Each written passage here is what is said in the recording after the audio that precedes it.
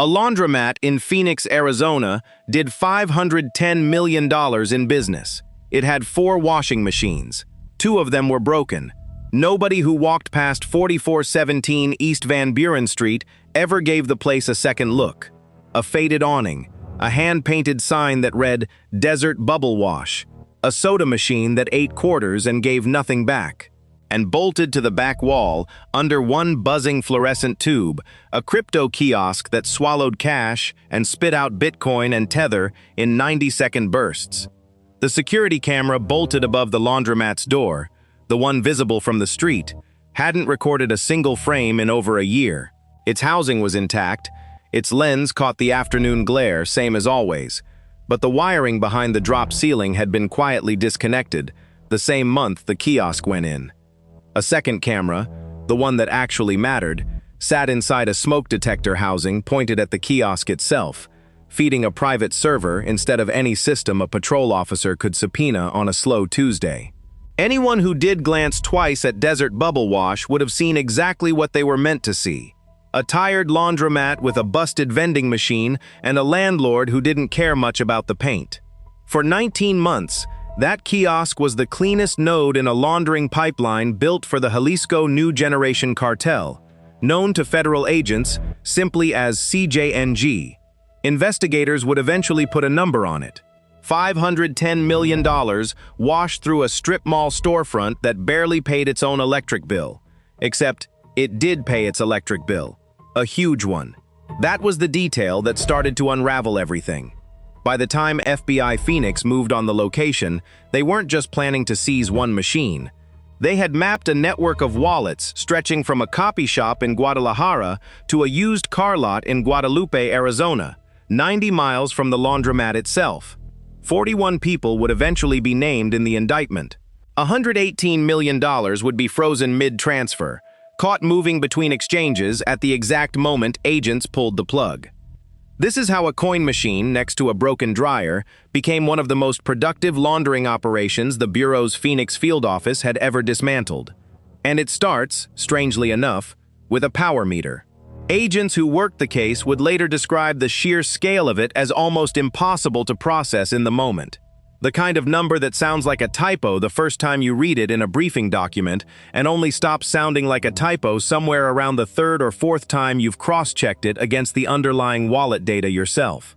Phoenix, Arizona sits in Maricopa County, a sprawl of subdivisions and strip malls that stretches nearly the size of Rhode Island. Van Buren Street cuts through some of its oldest, least glamorous commercial stretches. Motels charging by the week. Tire shops. A laundromat that, on paper, was owned by a 34-year-old named Ramon Aguilar, who filed his business license in June 2021 and told the county he expected maybe 40 customers a day. Aguilar's file, once agents pulled it, told an ordinary story. He'd worked 11 years as a shift supervisor at a distribution warehouse off Interstate 10 before a workplace injury left him with a shattered kneecap and 8 months of missed paychecks while his workers' comp claim crawled through appeals. He was 2 payments behind on a duplex mortgage in Mesa when a cousin, only ever identified in later filings by the alias Tio Beto, offered him what sounded at the time like an easy way out. Put his name on a business license, run a laundromat that mostly ran itself, and collect $2,200 a month for doing essentially nothing but showing up and keeping quiet. Aguilar would later tell agents he assumed, or told himself he assumed, that the kiosk was just an unusually popular Bitcoin machine. He said he never counted the cash that came through the back door because nobody ever asked him to. And because not asking, he'd come to understand without anyone spelling it out, was the actual job. Aguilar wasn't the architect of what happened next. He was barely a supporting character. The real operation traced back to a man investigators would later identify as Diego Osorno Beltran, a financial coordinator working out of Guadalajara, Jalisco, on behalf of CJNG's money movement wing. Osorno Beltran didn't carry a rifle. He didn't run product. His job was simpler and, in some ways, more valuable to the cartel. Make the money disappear and reappear somewhere clean. By the time this case crossed Vasquez's desk, Osorno Beltran was already a known quantity to DEA financial intelligence analysts, though not a well-understood one. He'd surfaced first in 2019 as a mid-level accountant for a produce export business in Jalisco that turned out to be moving cartel proceeds through avocado shipments, a scheme that collapsed after a Guadalajara-based rival tipped off Mexican authorities. Osorno Beltran was never charged in that case. He simply resurfaced 18 months later running a different front, then another, each one a little more sophisticated than the last, each one a little further removed from anything a prosecutor could physically point to. Colleagues who later cooperated with investigators described him as meticulous almost to the point of paranoia, a man who kept no phone longer than 6 weeks and who reportedly refused to discuss numbers with anyone who hadn't personally handled cash for the organization. The crypto kiosk network wasn't his first laundering apparatus. Agents believe it was his fourth, and by a wide margin his most successful. In January 2023, a technician installed a crypto ATM inside Desert Bubble Wash. On the surface, it looked like dozens of other kiosks popping up in gas stations and smoke shops across the Sunbelt, a legitimate, if under-regulated corner of the crypto economy. Customers were supposed to walk in, feed bills into the slot, and walk out with a QR code pointing to a wallet holding Bitcoin or Tether. Almost none of the walk-in customers ever did that. The machine's real customers arrived after hours, in unmarked vans, carrying duffel bags that didn't jingle with quarters. I spent hours going through the unsealed complaint on this one, and one detail kept nagging at me. The kiosk's registered operating company, a Delaware shell called Metro Coin Exchange LLC, reported average daily transaction volume of $6,000 to state regulators. Internal wallet logs, once agents got hold of them, showed the real number was closer to $890,000 a day. Nobody at the state level ever checked. Nobody was required to. Cash came in through the kiosk in bursts. A courier would arrive with $40,000, sometimes $60,000 in 20s and hundreds, bills that still smelled like the trap houses and stash apartments they'd been counted in. The kiosk didn't ask where the money came from. It asked for a phone number, sometimes not even that, and issued crypto to a wallet address typed in by whoever was standing at the machine. Later, when agents pulled 9 months of footage from the smoke detector camera, a pattern emerged that read almost like a shift schedule.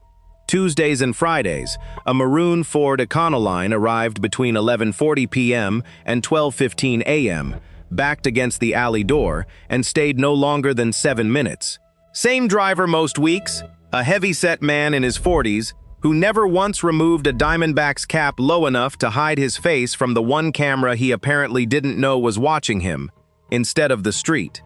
He'd carry in 2 duffel bags, feed the kiosk personally while Aguilar or a rotating cast of night clerks stood watch at the front window, and leave with nothing but an empty bag and a folded receipt he'd photograph with his phone before pocketing. Agents would eventually identify him as a courier working 3 separate kiosk locations across the Phoenix Metro on a rotating schedule, moving an estimated $140,000 a week through Desert Bubble Wash alone. Cash went in as bills and came out as Tether within minutes, sometimes seconds. That single conversion, physical currency into a stable digital asset pegged to the dollar, was the entire point. Once cartel cash became Tether sitting in a wallet, it could move across borders at the speed of an internet connection. No bank teller, no currency declaration form at the airport, no dog sniffing a suitcase at the border crossing in Nogales. From that first wallet, the money split. Some flowed into larger holding wallets controlled by Osorno Beltran's cell, sitting untouched for weeks to avoid triggering blockchain monitoring software that flags rapid movement. Some converted again, this time into Bitcoin, and moved through a mixing service designed to obscure its origin. And some, eventually, came back out the other side as wire transfers into real estate holding companies in Jalisco and, oddly, a chain of car washes in the Phoenix suburb of Guadalupe, a laundromat feeding a car wash network. Even the agents working the case admitted there was something almost poetic about it. By the fall of 2023, the pipeline was processing an average of $900,000 a week. Annualized, That put the Desert Bubble Wash kiosk on pace to move somewhere north of $45 million a year through a single storefront, a number that would have made it one of the highest volume cash businesses in the state of Arizona, if anyone had been looking. Nobody was looking, not yet. The break came from an unlikely place, a routine energy audit conducted by Salt River Project, the utility company serving most of Metro Phoenix. Every few years, SRP flags commercial accounts with unusual consumption patterns, mostly to catch grow houses growing marijuana under industrial lighting. In October 2023, an automated flag landed on a laundromat account that was pulling roughly the same kilowatt hours as a small manufacturing facility. 4 washing machines and 2 dryers, even running at full capacity all day, don't draw that kind of power.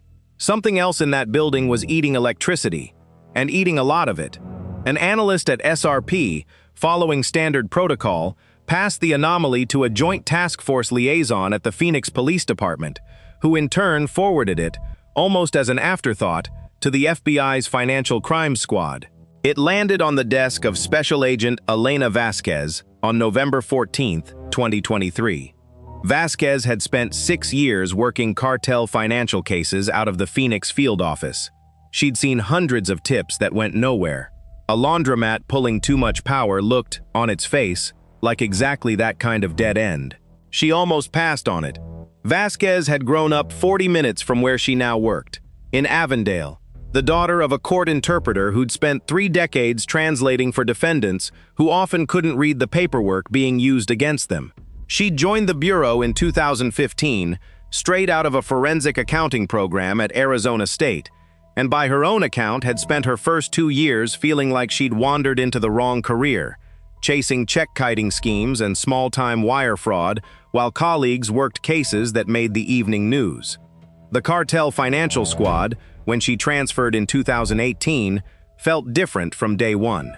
It was slow work, unglamorous work, the kind that rarely produced an arrest anyone outside the bureau ever heard about, but it was the work she'd turned out to be genuinely good at.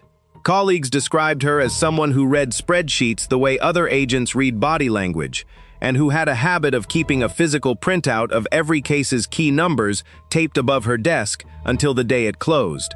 What's most surprising about this case isn't the crypto kiosk. It's that Vasquez almost didn't open the file at all.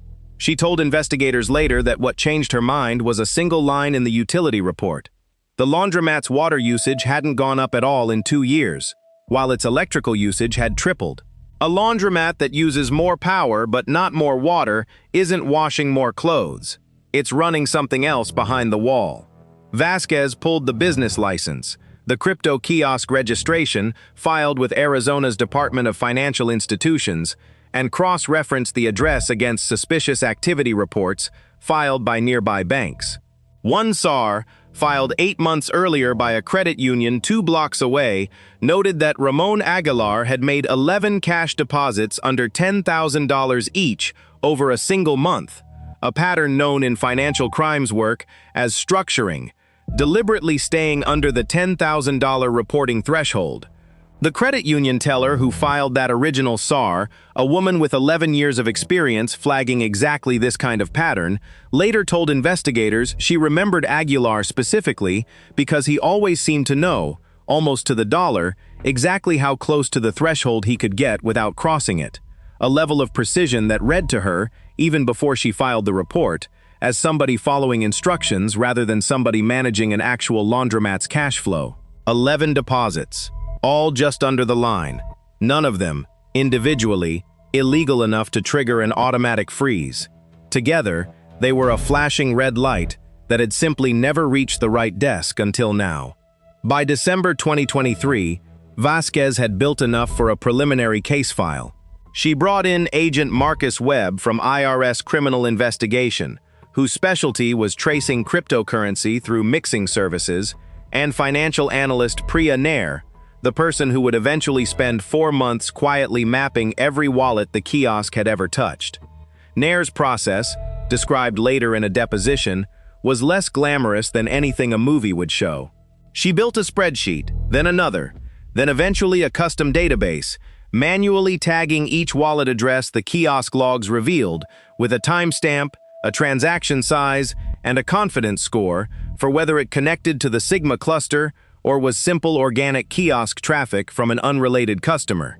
Blockchain analysis software could flag statistical patterns, clusters of addresses that transacted together often enough to suggest common control, but it couldn't tell her which of those patterns represented a cartel laundering operation and which represented, say, 3 roommates splitting a grocery bill in crypto. That distinction, in the end, came down to her cross-referencing wallet activity against the metadata captured from the cell tower dump, matching spikes in kiosk usage to the exact windows when Nair's team believed physical cash deposits were occurring. It was, by her own description, somewhere between accounting and archaeology, 4 months of finding the same 11 or 12 addresses reappearing in slightly different combinations until the shape of the network stopped looking random. The obstacle that nearly stopped the investigation before it started was jurisdiction. CJNG's leadership sat in Mexico, largely beyond the reach of a Phoenix-based warrant. A grand jury subpoena could compel Metrocoin Exchange LLC to hand over transaction logs, but the moment the company's registered agent was served, word would almost certainly reach whoever was running the kiosk day to day. Tip them off, and the wallets would empty within hours. 19 months of laundering, gone in an afternoon, along with any hope of following the money to its final destination. Vasquez needed the logs without anyone at Metrocoin knowing she had them. The solution came from an unusual source. Kiosks like the one inside Desert Bubble Wash run on cellular data connections, not the laundromat's public Wi-Fi, to process transactions even during power blips. That meant the machine's traffic passed through a specific cell tower a few blocks away. With a Title III wiretap authorization, agents didn't intercept the crypto transactions themselves. That would have required breaking encryption they had no lawful way to break, but they were able to capture metadata, timestamps, transaction sizes, and the pattern of when the machine was actively in use. Cross-referencing that metadata against a court-ordered production of Metrocoin's back-end server logs, obtained through a sealed warrant served not on the local kiosk operator but on the company's cloud hosting provider in Virginia, agents effectively cloned 19 months of transaction history without a single person on the ground in Phoenix ever knowing a warrant existed. It was slow, careful, and it worked. And it meant that by February 2024, Vasquez's team had something no cartel financial cell had ever handed a federal agent voluntarily: a complete ledger. The investigation was moving. And then it nearly stopped moving at all.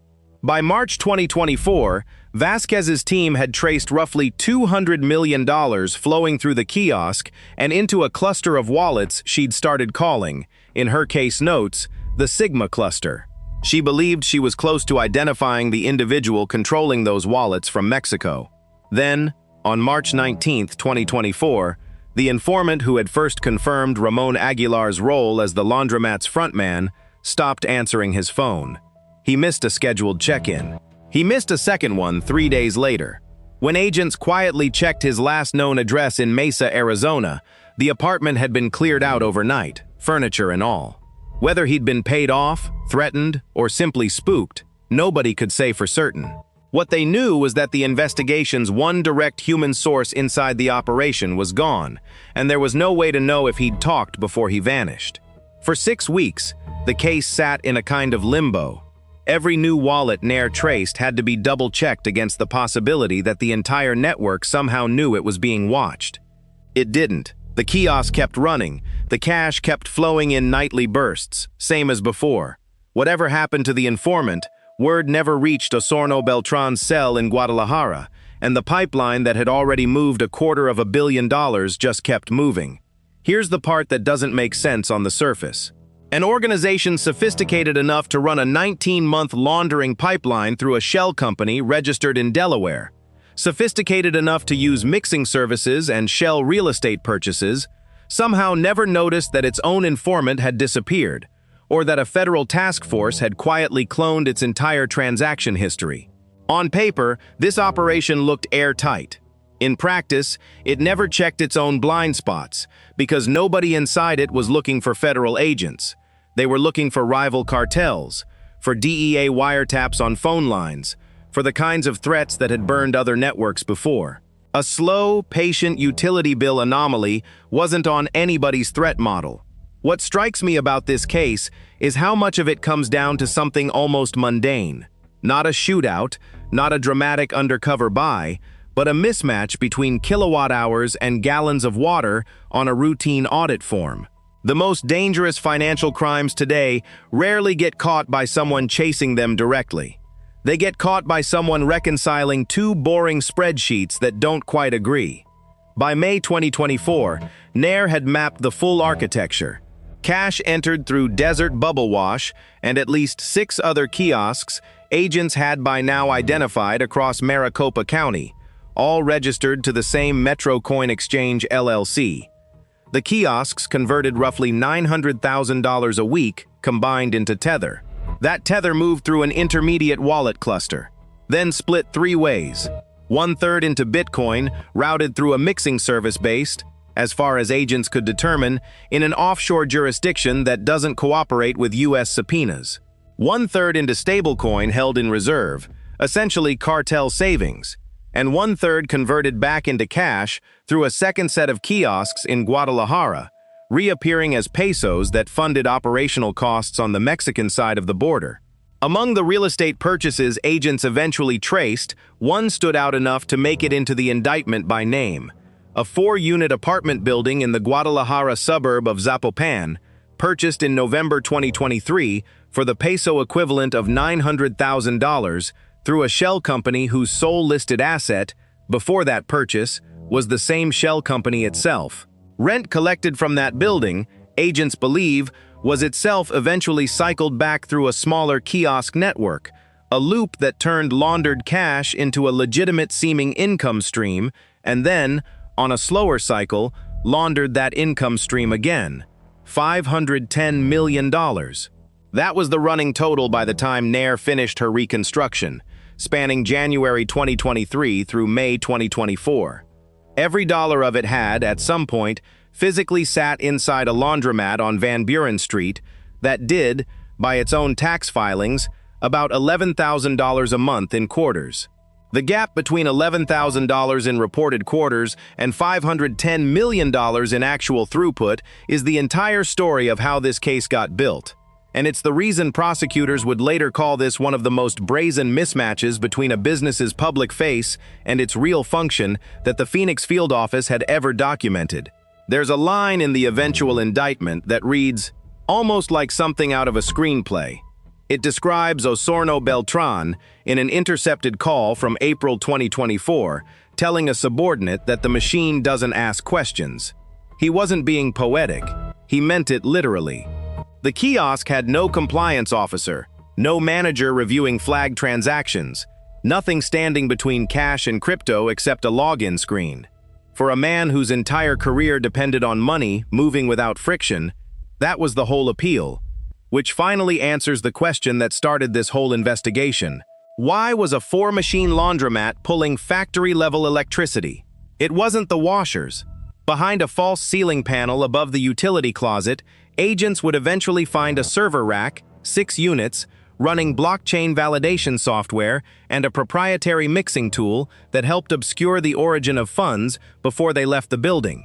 That rack, running 24 hours a day in a 110-degree Phoenix summer, needed serious air conditioning just to keep from overheating. The industrial power bill wasn't washing clothes.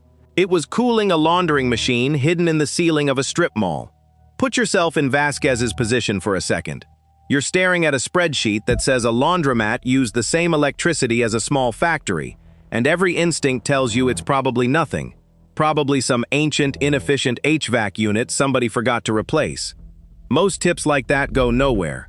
This one happened to sit on top of a server rack, laundering $500 million for one of the most violent cartels operating in Mexico today. By June 2024, the task force had expanded well beyond the original 3 agents. Homeland Security Investigations joined for its cross-border wire expertise. Phoenix Police Department's Financial Crimes Unit contributed local surveillance. And critically, prosecutors from the U.S. Attorney's Office for the District of Arizona began building toward a sealed indictment, working with Assistant U.S. Attorney Rebecca Chen to determine how many individuals across how many countries they could realistically charge in a single case. The number kept climbing. 12 names, then 23. By the time the indictment was finalized in late July 2024, it named 41 defendants, stretching from Osorno Beltran's financial cell in Guadalajara, Jalisco, down through a network of couriers, kiosk operators, and shell company registrants in Phoenix, Mesa, and Guadalupe, Arizona. Here's the take that'll probably get us some pushback. Ramon Aguilar, the nominal laundromat owner who filed the original business license, was facing up to 20 years on the same laundering conspiracy charges as men who'd spent a decade inside the cartel's financial apparatus. We think that's the wrong scale of justice. Aguilar was, by every account in the case file, a low-level operator paid a few $1,000s a month to keep the front running and stay quiet. Treating him the same as Osorno Beltran on paper, even if their actual sentences end up different, tells you something about how federal conspiracy law flattens people who occupy wildly different rungs of an organization into the same charging document. Would you have noticed the signs before it was too late? A neighbor running a business next to a laundromat for 2 years said the crypto kiosk never seemed to have a line, ever, and always assumed it just wasn't popular. It wasn't popular. It wasn't for him. By July 30th, 2024, the operation, now formally designated Operation Clean Cycle inside the Bureau's case management system, had a target list of 11 physical locations to hit simultaneously. The Desert Bubble Wash Laundromat itself, 3 additional kiosk locations across Maricopa County, a stash residence in Chandler, Arizona, believed to hold cash awaiting deposit, a used car lot in Guadalupe used to funnel converted funds into vehicle titles, and 4 addresses connected to individual defendants. They called it Operation Clean Cycle, and 11 locations meant 11 simultaneous entry teams, a level of coordination that had never before been attempted for a case built almost entirely on cloned server logs and a utility bill.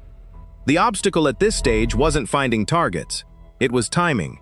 Cryptocurrency doesn't sit still. If agents moved even a few hours too early, before financial forensics had mapped every relevant wallet, Osorno Beltran's network could simply push remaining balances into new wallets the moment they sensed trouble, and the frozen funds prosecutors hoped to seize would evaporate into the blockchain equivalent of thin air. If they moved too late, the 6-week gap since the informant's disappearance made everyone nervous that the operation could shut down and relocate entirely on its own schedule. Nair's team settled on a narrow 11-minute window early on the morning of August 14, 2024. Every wallet freeze request, every court order to the exchanges holding cartel-linked funds needed to execute in that same window, synchronized to the second, so that no single wallet holder had time to move money before the next order landed. At 5:52 a.m. on August 14, 2024, that plan went into motion. FBI SWAT teams, working alongside Phoenix Police Department's tactical unit and HSI agents, moved simultaneously on all 11 Maricopa County addresses. Each entry team had spent the preceding week rehearsing its specific address on a mocked-up floor plan, briefed separately so that no single team member outside command staff knew the full scope of what was happening simultaneously across the county. The team assigned to Desert Bubble Wash itself was deliberately kept small, 4 agents and 2 Phoenix PD officers, on the theory that a laundromat with a possible weapons cache, still attached to a cartel network, warranted caution, but not the kind of overwhelming show of force that might spook a courier into destroying a phone or a wallet seed phrase before agents could reach it. The team assigned to the Chandler stash residence was considerably larger, 12 operators, based on intelligence suggesting at least 2 armed individuals were present overnight on a rotating basis. Radio discipline that morning was, by design, almost total silence. A single coded phrase, "Doors open," relayed across every channel the moment each team achieved entry. so that command staff at the field office could track the operation's progress across 11 addresses without a single unnecessary word going out over air that anyone outside the task force might be monitoring. At the same moment, Financial Forensics submitted freeze orders to 4 separate cryptocurrency exchanges holding wallets tied to the Sigma cluster. Agents hit 6 addresses in 11 minutes before anyone inside the network had a chance to react. At the Desert Bubble Wash Laundromat, the entry team found Ramon Aguilar behind the counter, mid-transaction, accepting a duffel bag of cash from a courier who would later be identified as a 19-year-old low-level cartel associate. The courier ran. He didn't get far. Officers caught him 2 blocks away, still carrying $34,000 in 20s. The courier, identified in court filings only by his initials, JRO, given his age at the time of arrest, was interviewed for just under 3 hours at the Phoenix field office later that same morning. He was 19, a U.S. citizen born in Tucson, and according to the agents who sat across from him, visibly relieved when the interview turned out to be about wire transfers and wallet addresses rather than anything involving weapons or violence. He told them he'd been recruited 4 months earlier through a cousin in Nogales, paid $300 per run to carry cash between a stash apartment in Chandler and whichever kiosk location he was texted that night, and that he had never once been told and had made a point of never asking whose money it actually was. He cried, briefly, when agents explained the total weight of the conspiracy he'd been charged into, telling them he thought he was doing something closer to running errands than laundering money for one of the most violent criminal organizations operating in North America. He cooperated fully.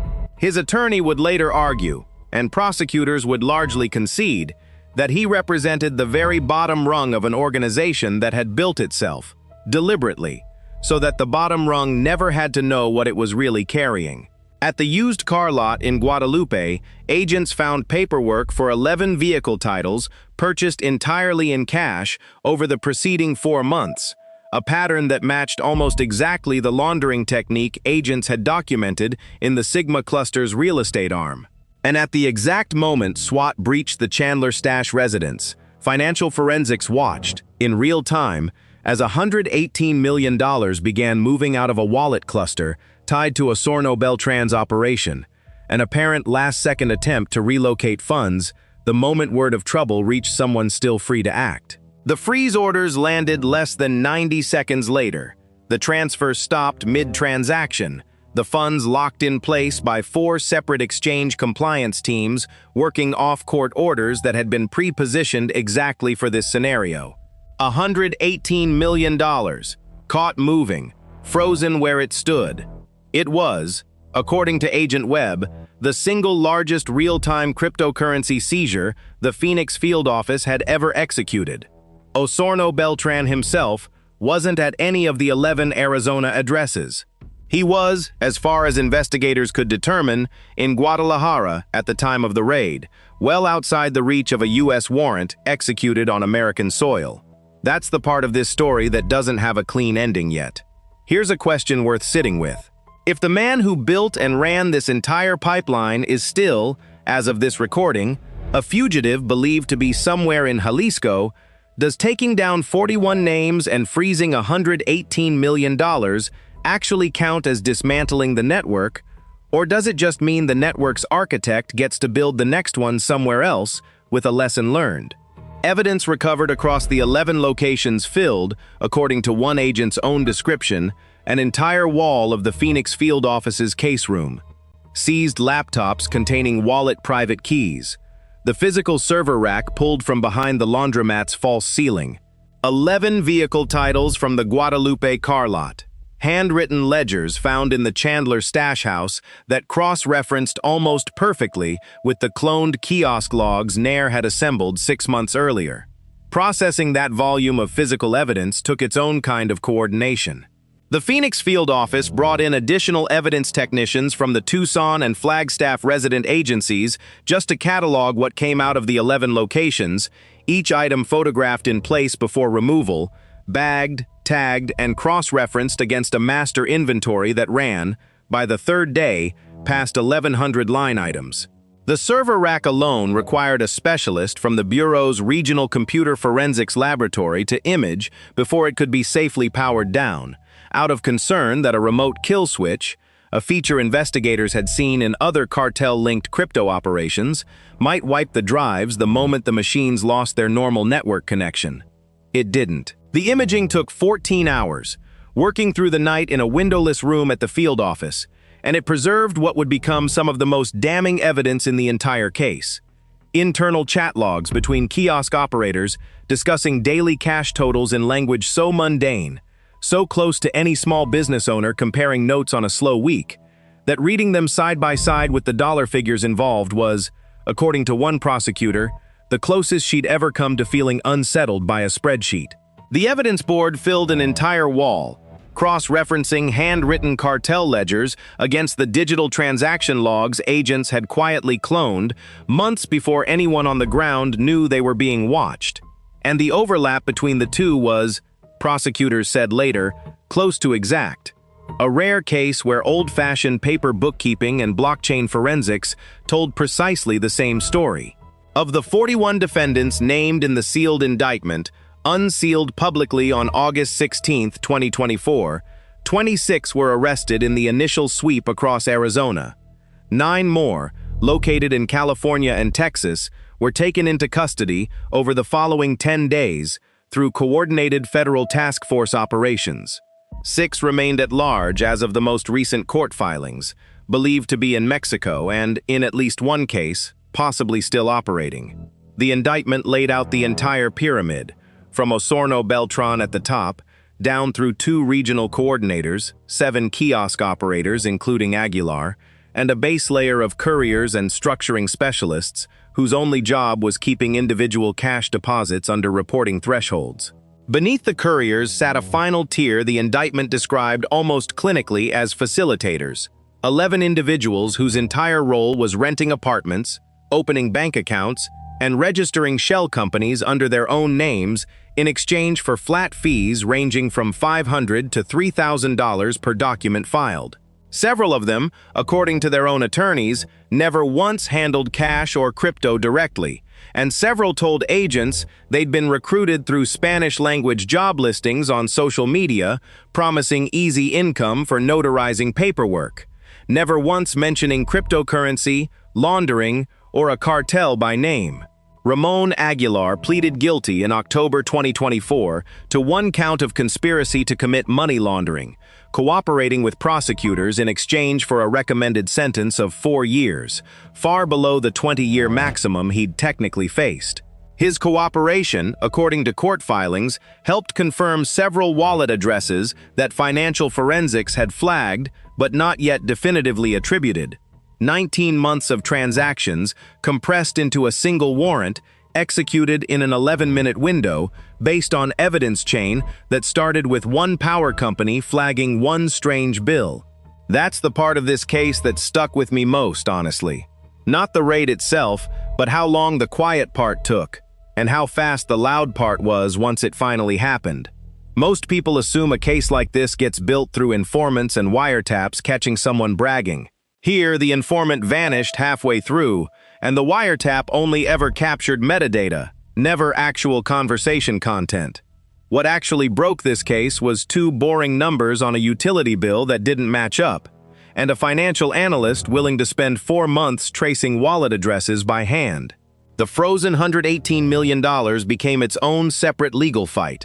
Under federal asset forfeiture law, prosecutors had to demonstrate a direct link between the funds and the underlying laundering conspiracy before the money could be permanently seized rather than merely frozen. That process, still ongoing as of this recording, involves civil forfeiture proceedings running in parallel with the criminal case, and defense attorneys representing several of the defendants have already filed motions arguing that a portion of the frozen assets represents legitimate business proceeds unrelated to the cartel's laundering operation. Whether that argument succeeds for any meaningful portion of the $118 million remains to be seen.